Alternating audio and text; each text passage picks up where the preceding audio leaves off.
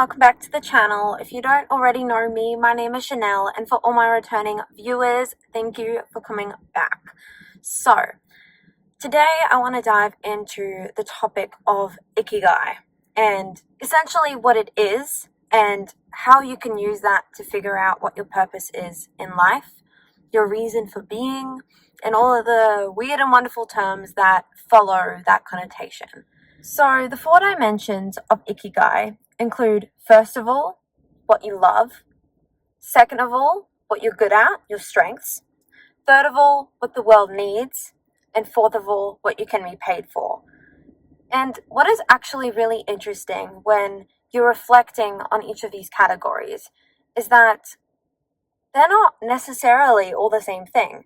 What you love is not necessarily something that you can be paid for or something that the world needs. What you are paid for is not necessarily what you love or what you're good at, right? They're not all necessarily intertwined into the same concept. And what's just interesting is that recently I have been able to work out what my purpose is by using this concept. But it's not in the way of just using the framework. It's a little bit of a different way that I've actually gone about it, because very recently I've gone through this period of my life where I haven't quite really known what I wanted to do, and I guess my direction. Like, I had a general idea of what I wanted to study and what I could do with those studies, but I never had really a clear sense of direction in that sense. And I think it was definitely after my breakup with my ex that I realized that I centered a lot of my identity in him, because I think I wasn't actually quite clear on my own purpose, but I never came to realize that until that happened to me. So it's actually quite interesting, that whole concept, in terms of, I think that's why so many people glow up and all that kind of stuff after a breakup, because they actually realize, they reflect, on what they were missing in that relationship, what it offered them, what void it filled, and where to go from here, and what they want, right? So, yeah, so if we kind of dive into each of the topics, the first one, well, you can do it in any order, but let's just go from the first one being what you love, right?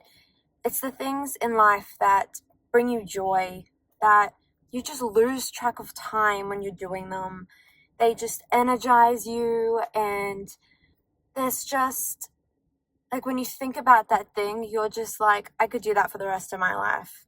Of course, that won't apply to all things that bring you that love, right? But most of them will.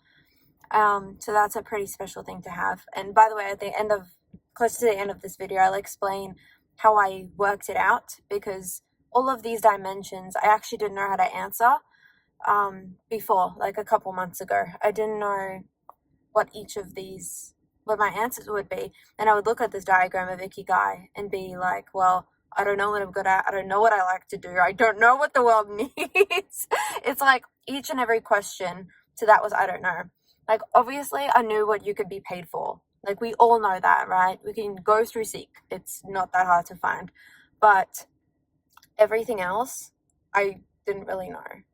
So, yeah. The first dimension that we are covering was what you love, right? So that's just what you like to do.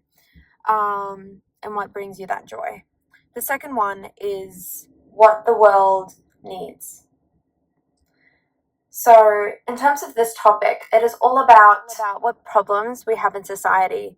And what's beautiful about Ikigai is that you're actually revealing to yourself how you're contributing to society and contributing to the issues that are presented in the world around us. A good way to look at this one is to actually look at Maslow's hierarchy of needs, because that will pinpoint for you essentially what people need in life, right? It's all those key things that they feel like they're missing, from everything to the bottom of the pyramid being housing and all that kind of stuff, to the very top being reaching your full potential. I think a lot of us watching these kinds of videos are really at the top in terms of the needs that we're trying to solve for ourselves, and we can start there if we like, but a lot of people are not at the top of that pyramid. And if you are at the top of the pyramid, then you're doing pretty well for yourself. But yeah, so it's what the world needs, and you can use Maslow's hierarchy to kind of work out what the world needs at the moment, and even just reflecting in your current life. If there's anything that you see people struggling with or can't find, you almost have an entrepreneurial mind, which is an interesting way to look at it in terms of that. You're figuring out gaps that could be filled. Yeah, and the third concept was what you can be paid for. So, yeah, I think as I was explaining before, we kind of know what we can be paid for, and we can even use what we like to see, oh, can I be paid for this, right? So we kind of have that basis pretty much covered. And the other dimension that I haven't fully discussed yet, which is probably the fourth one, is what your strengths are. What are you good at? You know, this is actually a really hard question, especially I find for women, because we just reflect a lot on the competence of other people, and we don't really reflect inwardly to say what we can offer. That's why you get so many programs, especially for women, using things like diminishing language and all that kind of stuff, where you say, oh, I'm sorry for making you wait so long, compared to not using that, where you just say, thank you for, what is it? There's like the alternative where you say, instead of saying sorry, you say thank you. So it's like, thank you for waiting, that kind of idea, right? A lot of us, we use diminishing language, and we kind of bring ourselves down, which is really sad. But yeah, I think this can be really hard for a lot of women in terms of identifying what we are good at. So now I'll explain my process for how I've actually worked this out for myself, and how I've used this concept in the day-to-day to actually work it out, instead of just on one day reflecting on every single question. Like, this was not a one-day task. At least it wasn't for me. It might be for some people, but a lot of these questions I couldn't answer for myself. So in terms of the first one, which is what you love, before I start explaining all that, I just want to explain like what I was doing. So I actually turned a couple of these dimensions into journal questions. So every single day I would answer each of these questions, and it would bring me closer and closer to discovering what my Ikigai was. Because the thing is as you're going through life, then you realize, oh, I'm actually really good at that other thing. Or I actually really love to do this, but because you never write it down, when you ask that question, you're like, oh, I don't have any passions, I don't know what I want to do, I don't know what the world needs, but really all you're not doing is you're just not writing it down.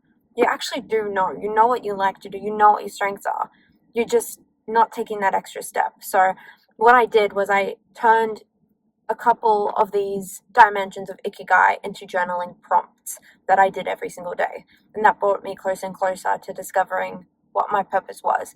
And keep in mind that you can come back to this video in 10 years' time and it will still be applicable, because your Ikigai changes as you change, as you get into different life stages and all of those kinds of things. It changes. So you can always come back to this. So the journal prompts that I used, so in terms of the first dimension, which is to figure out what you love, I just asked myself, what bring me joy today, or what was good about my day, right? As simple as that.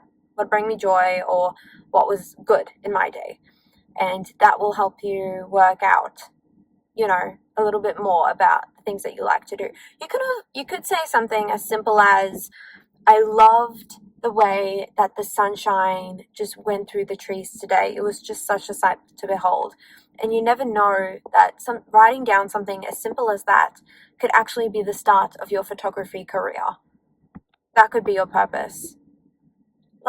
You can start small, and these small observations can be bigger and bigger to actually working out what would be the ideal thing for you to do with your time.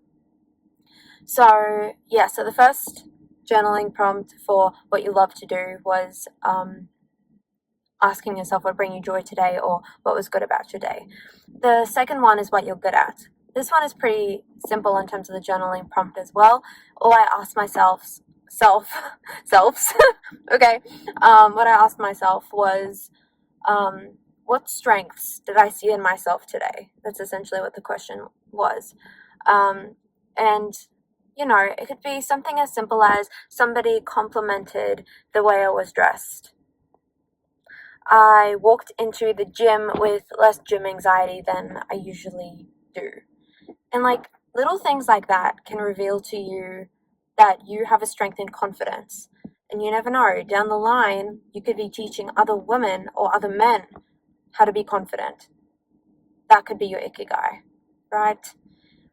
Like you can just pick up on anything in your life that seems to be a strength to you. It could be the smallest of things, but you never know how that could really be something that you can use to benefit the world and benefit other people, right? So, yep, that was the second one. In terms of what you can be paid for, this is something that I did not write down. I didn't do a journal prompt for this because I think this is something that is self-explanatory. And when you connect the dots with the other things, I think it would become quite apparent which things you could or could not be paid for. And to be honest, if you feel a problem for people, then you'll most likely be able to be paid for it, right? But obviously it's different, so you do need to go through this filtering criteria at the end of the day. But I didn't do a journaling prompt for that. But with the fourth dimension I did, so it's actually I didn't even. The fourth dimension is what the world needs.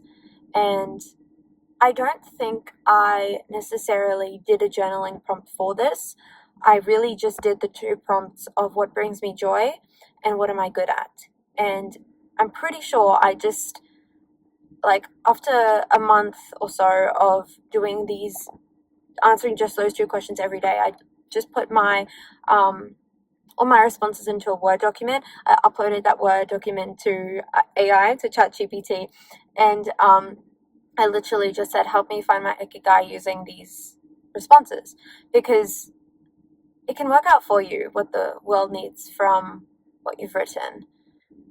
And I think you could also probably work out for yourself if the strengths that you have and the things that you like to do could be turned into something that actually fills a gap for other people. I think that would be quite apparent to you. But if you have more of an entrepreneurial mind and you want to really dive deep into this more and see any gaps that you could fill for other people, then by all means, make that your third journaling prompt. But in terms of working out your purpose and figuring out your Ikigai, all you need to do is every day you need to answer what bring you joy today, what strengths came out through, like, what did I learn about myself in terms of my strengths today. And the third one, if you'd like to do it, is what did I realize that the world needs today. And just answering those things you can even do it for a week. It will reveal a lot, but I would say around a month or more if you want to go deeper into what your purpose is and you don't think that what you've said before is revealed enough, then by all means just extend the amount of time. But I found that revealed to me what my purpose is and how I can utilize my strengths to help other people and make the world a better place. And honestly, I've become so much more confident for it. I've actually taken action on a business, and it is just really encouraging to see that I have made progress and I'm getting closer and closer to discovering more about my purpose and how I can benefit other people. But yeah, I think that's pretty much a wrap for today's video. I hope it helped you. And if there's anything on this topic or other topics that you'd like me to cover in future, please let me know, and I'll see you next time.